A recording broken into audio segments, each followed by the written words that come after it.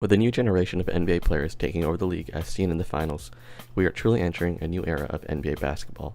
As we reminisce over the past 10 to 15 years of basketball, the superstars of the era like LeBron, Curry, and Durant will get all the praise and attention. Other stars of the era like Westbrook, Damian Lillard, and Kawhi Leonard will get their flowers as well.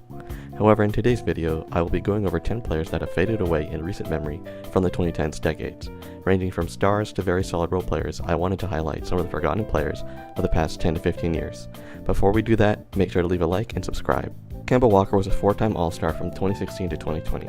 The point guard out of UConn made a name for himself in Charlotte. Before LaMelo Ball and Brandon Miller were the face of the franchise for the Hornets, Kemba Walker was a star out of Charlotte. He was one of the best and most consistent point guards in the league for a decade. He helped the Hornets reach the playoffs twice against the Heat, but they lost in both series. He was one of the shiftiest and craftiest guards to play in the 2010s and the Hornets legend, and along IT he helped usher the movement of smaller guards. Some may argue and question why I included Kemba Walker, as he was great and very popular player. However, I feel like he's quickly been forgotten due to him falling off so quickly. After his last All-Star appearance and his first year in Boston, he got injured and faded away after a stint on the Knicks. A combination of getting old, injuries, and being a small guard forced him out of the league prematurely. The Hornets will always remember him, and some NBA fans will, but I fear he may be forgotten in NBA history. Victor Oladipo was the second overall pick in the 2013 draft to the Orlando Magic, in hopes of becoming a star. However, in Orlando, he never reached his full potential and started to find his footing in OKC. It wasn't until he was on the Pacers that he became an All-Star and an All-NBA player. He was an electric defensive force and was one of the best athletes in the league in his prime.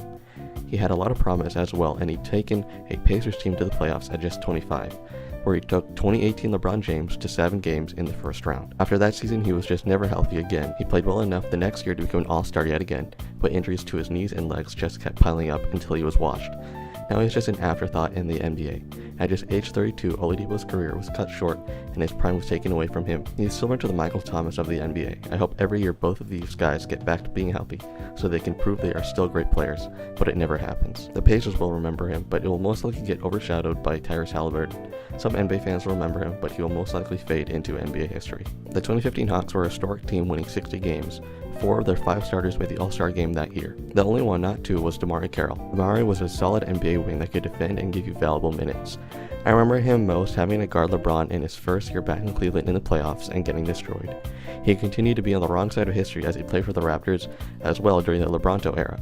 He was just that guy that had to guard LeBron James in the playoffs for the East for some time. I also remember him in 2K, him being a salary matcher when I pulled up trade finders in the league. He was an integral piece of that 60-wins Hawk team and a solid starter for the Raptors teams.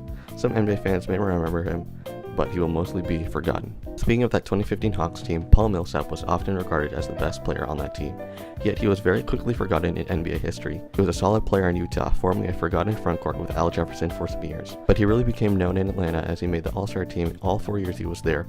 He was a good defender and he made All-Defensive team in 2015. He was a leader of those mid-2010s Hawk teams and was regarded as one of the best all-around players in the league. But oddly enough, I never hear him being brought up in the NBA community ever. After Atlanta, he signed with the Nuggets in hopes of forming a contender with Jokic. Jokic's rise to stardom, age, and injuries quickly led to Paul Millsap being forgotten on the Nuggets and in general. He also had peaked a little later in his career, making his fall-off more drastic. Hawks fans will remember him, but I'm pretty sure everyone else will forget him in just a few short years. Before Nikola Jokic was the best Nikola in the league, Nikola Pekovic was solid in Minnesota. I remember him being in the frontcourt with Kevin Love for a majority of his career. He was a really strong player as well, especially in the paint. He was a solid center, nothing special. He was a player that I associate most with the pre-Cat Timberwolves. When I think the Wolves before the rebrand, I think of him along with Kevin Love and Ricky Rubio. Despite him not being on their level, him entering the league at 25 and him never being healthy led to him being out of the NBA at 30, just in time for a young Cat to take over his role and start his career. Nikola could have stood out in NBA history due to his name, but Nikola Jokic ruined it for him. Think of him as the Nikola Pekovic of Nikola Jokic's. I think Wolves fans will remember him, but he's a fun player and I thought I would include him in this video, but he will mostly be forgotten in NBA history. The mid-2010 Celtics was headed by an MVP candidate in IT, Al Horford, Avery Bradley, Marcus Smart, and Jay Crowder, but forgotten players from the Celtics era, and one of my favorites was Jared Sullinger. Sullinger was a solid young big that in my mind was fun to root for. He reminded me of the next Glenn Davis for the Celtics. He was a great bench piece, and he was kind of like Naz Reid for the Wolves, but he wasn't as good. Then he played for the Raptors, got injured, and then he played in China. I haven't heard anything about him since. he definitely is going to be forgotten in NBA history, but I always will associate him with that Celtics era man by IT as just a great bench piece, and he had so much potential. Speaking of forgotten Celtics players, Brandon Bass was on those Celtics teams as well. Another solid player off the bench, he was also on the Dwight Howard Magic when they went to the finals. I remember him most by his name first. Second, playing against him in 2K10 as a Lakers fan. I played the Orlando Magic all day when I was younger. Lastly, he was a solid bench player, and I remember him being one of the main offseason additions as the Lakers made in 2015. I was hyped when he joined the team along with Lou Will and Roy Hibbert, but he ended up doing nothing for LA. After that, he was quickly forgotten and fell out of the league. Very few NBA fans will remember him, as he is just another solid role player to play in the league. On the topic of that Magic team that made the finals, Marcin Gortat was the backup center for that team.